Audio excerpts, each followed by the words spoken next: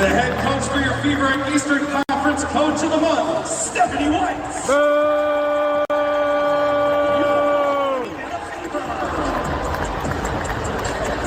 God, I wish they'd fire her already.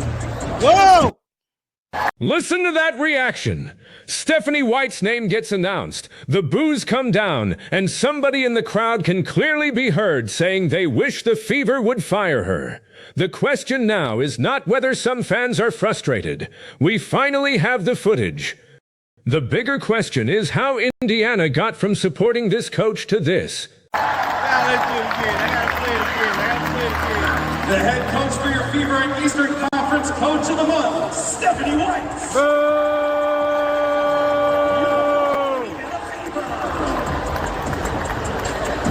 God, I wish they'd fire her already. And hearing it twice matters, because this was the piece everybody had been asking for. People had heard claims that White was getting booed, but now there is an actual arena recording attached to that discussion. That does not mean every Fever fan has turned against her. One section of one crowd cannot represent an entire fan base, but it does tell you the frustration has moved beyond social media. Somebody paid for a ticket, sat in that building, heard the head coach introduced and reacted publicly. And later, we need to get into why that distinction matters, because there is a massive difference between angry post online and dissatisfaction becoming part of the atmosphere inside your own arena. Once it reaches that stage, the conversation changes. This is the current state in Indianapolis. Now, I told y'all, man, I went to Indiana, I think 3 times or 2 times. I can't remember, probably 2 times. The fans rock with Stephanie White when I was there. I reported after the game, before the game, spoke with fans, season ticket holders. I talked to a young lady that Caitlin Clarkson gave multiple pair of shoes with. They love Stephanie White. That is actually one of the most revealing parts of this whole clip. The commentator says he had previously been in Indiana, talked with fans and season ticket holders, and came away believing those people supported Stephanie White.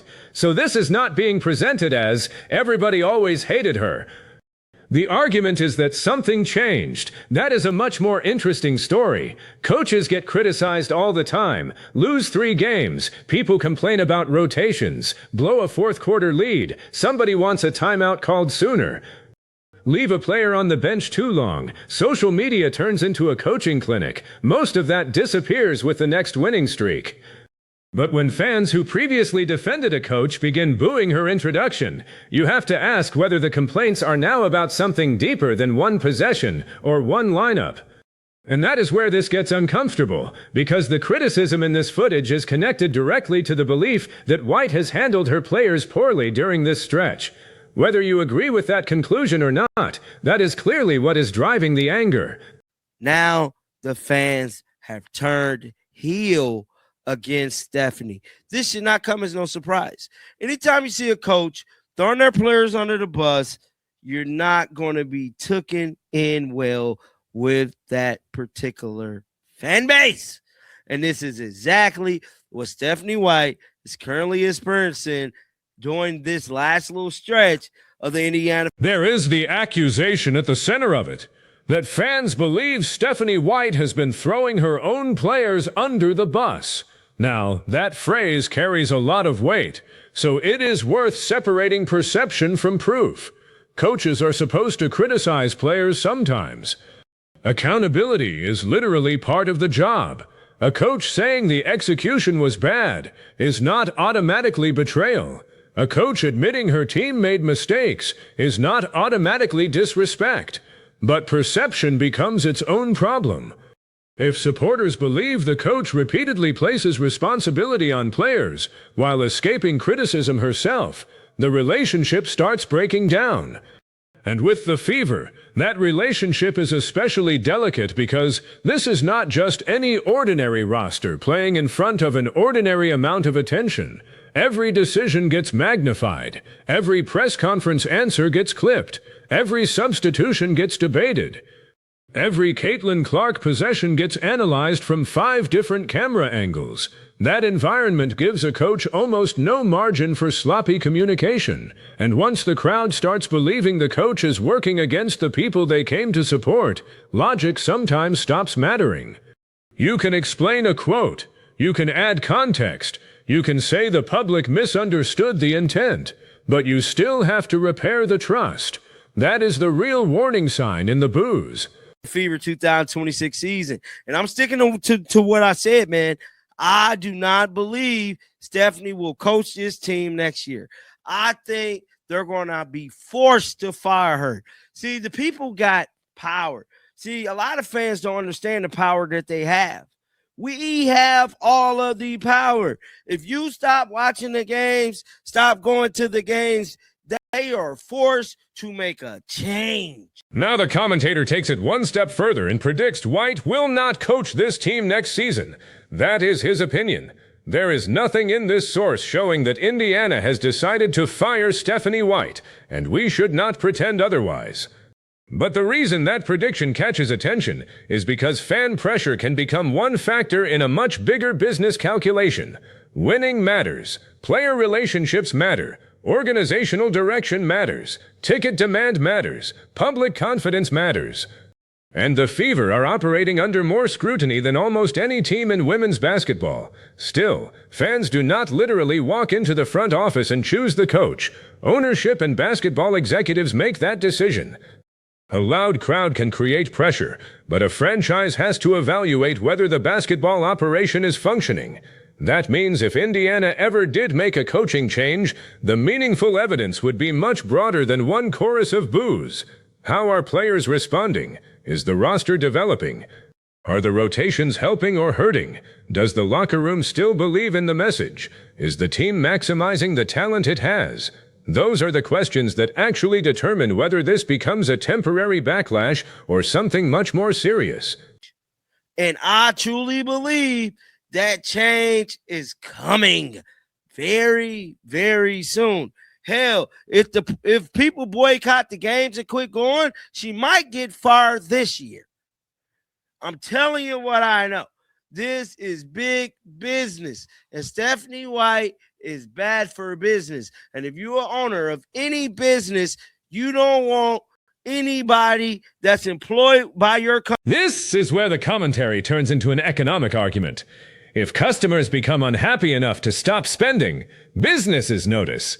That principle is obviously true in the broad sense.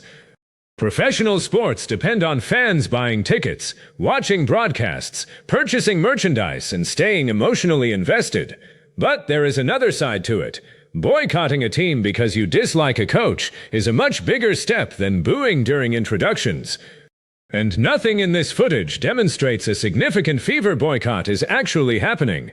What the video does show is something smaller but still meaningful. Visible consumer frustration. That matters because sports franchises sell more than basketball. They sell belief. They sell the feeling that fans are emotionally connected to the direction of the organization. The moment people start feeling like the organization is ignoring them, every existing complaint gets louder. Suddenly a missed timeout is not just a missed timeout. It becomes evidence. A strange rotation becomes evidence. A frustrating press conference becomes evidence. That is how narratives harden. And once they harden, winning is usually the cleanest way to break them. Company messing up your pockets because it hurts the bag, bro. That's just the moral of the story. Moral of the story. Coach Anderson said, thanks for posting it. If you go to any more games and they boo, please post it. So Coach Anderson actually got this from a YouTuber. Let me shout this guy out. I want to give him some love. I want to give this channel some love. This is a life of hobbies. He was the one who actually caught the footage. And credit where it belongs, because the source of the actual recording gets identified here as the YouTube channel Life of Hobbies, with Coach Anderson apparently helping circulate it. That matters because viral sports stories get messy fast. Somebody says a coach was booed. Another account repeats it. 10 more accounts present the repetition as confirmation. Within hours, nobody knows where the original evidence came from. Here, at least, there is footage. You can hear the announcement. You can hear the reaction. You can hear one person clearly calling for White to be fired. What you cannot honestly say from this clip alone is that the entire arena unanimously rejected her. The audio does not establish that. And keeping that distinction actually makes the criticism stronger, because there is no need to exaggerate what we can already hear. Some fans were unhappy enough to make themselves heard. For a coach under pressure, that is enough to become a story. But then this video takes a completely different turn, because while the Fever are dealing with tension around their coach, DeJohnny Carrington is back in another controversy involving physical contact on the court and an interaction with a fan, and this second half may be even more divisive. Kayla Clark released these green shoes. They nice. They real nice. I ain't gonna lie. But we got to get back to business, and that is DeJohnny Carrington. She has been in the headlines for the last, I would say, 7 days. Now, before we get into her pretty much clotheslining another player, this is something Carrington has been a magnet for debate, and this video immediately frames her recent stretch in the strongest possible terms. But rather than start with the conclusion that she is deliberately trying to hurt people, watch the actual plays and ask a narrower question. How much reckless contact is too much before officials, opponents, and fans stop viewing each incident as isolated? That is where this becomes worth discussing. Basketball is a contact sport. Hands get caught, faces get hit, players swipe for the ball and miss, bodies collide at full speed. You cannot judge intent just because a replay looks ugly, but frequency changes perception. If one player repeatedly appears in clips involving contact around an opponent's head or face, people naturally begin connecting those moments into a pattern. Whether that pattern is intentional, reckless, or simply aggressive defense is where the argument begins. And before we get to those plays, there is another moment from the game that adds fuel to an already heated reputation. found out DeJohnny Carrington had a fan removed from the game. Carrington also just said something. There's a conversation with a fan sitting on the sideline. Arena security will now deal with this. Them putting fans out. According to the commentary, Carrington communicated with arena security and a fan was removed. What we do not have in this source is the full exchange that led to that removal. We are not given verified audio of what the fan said, and we are not shown enough context to determine independently why security decided the person had to leave. So this is exactly where people should resist filling in the blanks. A player does not have to absorb unrestricted abuse simply because somebody bought a ticket. Arenas have conduct policies, and security can remove spectators when behavior crosses whatever line the venue has established. At the same time, when the audience cannot hear what happened, speculation explodes. Fans watching online see Carrington gesture toward the sideline. Security becomes involved, and immediately everybody starts inventing versions of the conversation that fit whichever opinion they already had of her. That is why the missing context matters. You can dislike Carrington and still admit you do not know what was said. You can support Carrington and still admit the available footage does not explain everything. That should be the easy part. The harder part is the basketball footage, because there we can actually see the contact. I believe this is the play. Let's watch it. And then she put both hands up right after. Oh, man, she poked her in the eye. DeJohnny's not doing things half speed, right? Like she's swinging hard and then she put both Hold hands on. up. There it is. Carrington reaches into the play, and her hand appears to make contact around the opponent's eye or face. Immediately afterward, she raises both hands. Now, the hands going up do not prove guilt. Players do that constantly after contact because they are trying to communicate to officials that they did not foul. But visually, you can understand why this clip became ammunition for critics. The argument is not simply that contact happened. The argument is that viewers believe they have seen similar moments before, and this is where reputation becomes brutal in professional sports. Once people label you a dirty player, every borderline play gets judged through that label. A normal hard foul becomes sinister. An accidental swipe becomes deliberate. A legitimate attempt at the basketball becomes another entry in the file. Sometimes that reputation is earned. Sometimes it becomes exaggerated. Usually the truth requires evaluating each play independently. On this specific sequence, there is clear contact near the face. What the replay cannot conclusively tell us is what Carrington intended. That distinction is important. Intentional dirty play and reckless defense are not automatically the same thing. But reckless defense can still deserve criticism. A player has responsibility for controlling her body, especially when hands are swinging around somebody's eyes, and one questionable moment might be dismissed. Then comes another clip. She poked her in the eye. She did her signature move. That's her finisher. Oh, wow. And then there's this one. This was the play right here. The commentator jokes that contact to the face has become Carrington's signature move, and that joke only works because there is already an established public narrative around her physical style. This is where the conversation has moved beyond a single whistle. Carrington plays with aggression. That aggression is part of what can make a defender disruptive.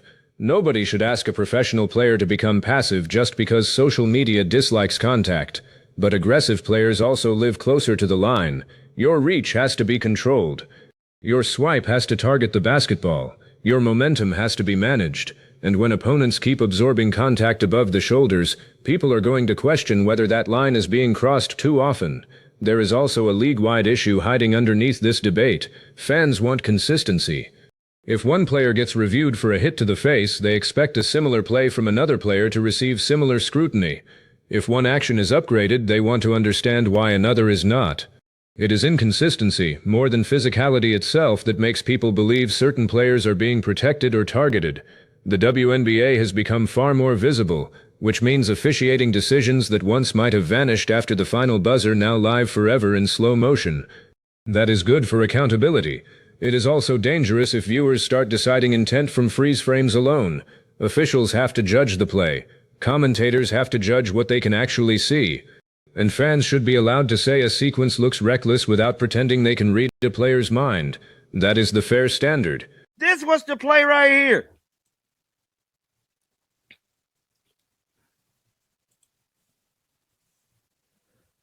She can't say, bro, she the dirtiest player in the league, bro. Hands down. DeJounte Carrington is the dirtiest player in the league. So now you have to choose. Which situation is more serious for the league right now? Fever fans openly turning their frustration towards Stephanie White, or DeJounte Carrington continuing to end up in controversial physical plays that keep feeding this reputation around her? And on White specifically, do you think Indiana should ride through the backlash and judge her on the full season, or has the relationship with the fan base already deteriorated enough that a coaching change is becoming inevitable? Then give me your verdict on Carrington. Hard, aggressive defender who gets judged more harshly because of her reputation, or has there been enough repeated contact for the criticism to be justified? Pick a side in the comments, tell me why, and if you want more breakdowns where we separate what the footage actually proves from everything people are claiming around it, like the video and subscribe. Definitely is.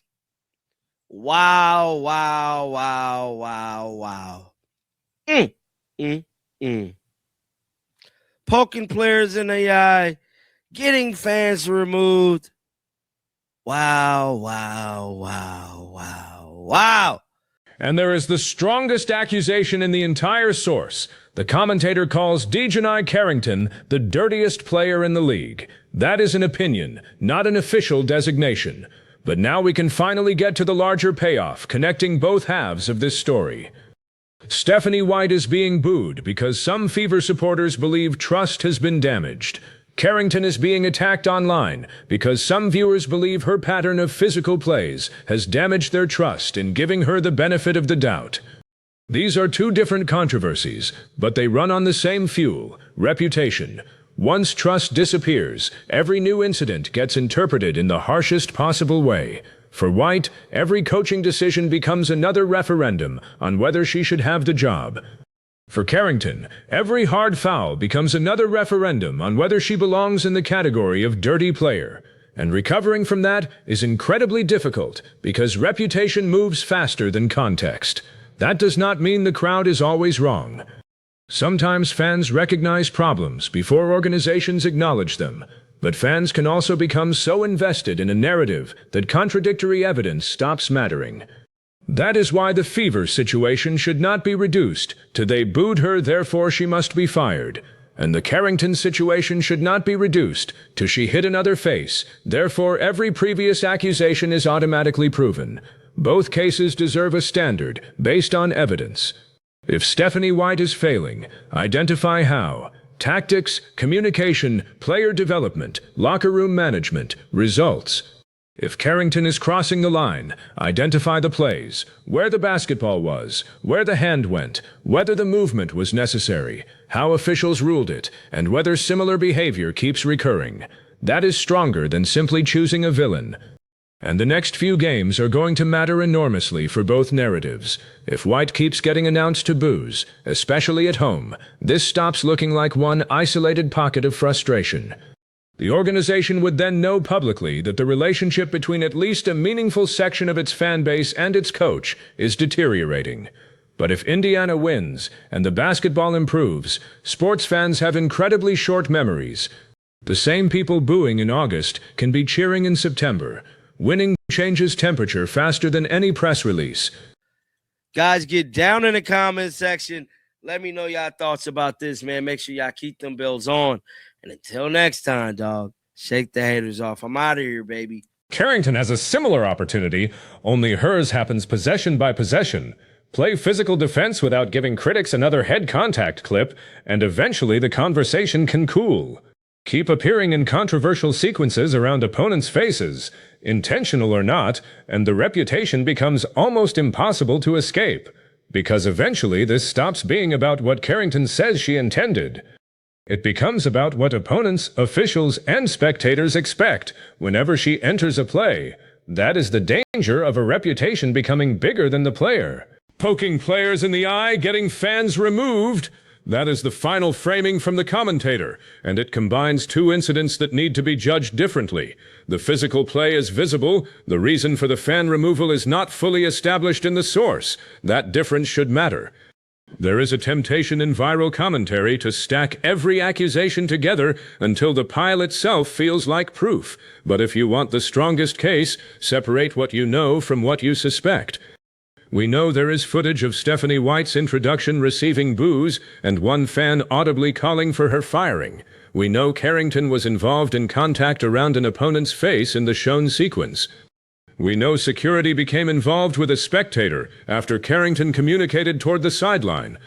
What we do not know from this material is whether Indiana's front office is preparing to fire White, whether a widespread boycott is developing, exactly what the removed spectator said, or whether Carrington intentionally aimed for an opponent's eye. Those gaps do not erase the controversy. They define it. And that leaves the Fever in a fascinating position. The organization has a fan base that expects contention, a superstar-level spotlight around Caitlin Clark, and a coach now hearing public frustration inside the building. Every response is going to be examined. White can probably survive criticism. What no coach wants is criticism becoming identity. Once an arena starts anticipating the introduction just to hear whether the boos are louder than last time, the spectacle itself can overwhelm the basketball. Indiana has to prevent that. Not by telling fans how to feel. Fans paid for the tickets. They are going to react. The answer has to happen on the court and inside the organization. Better basketball, clearer roles, stronger communication, results that make the coaching conversation less interesting than the winning.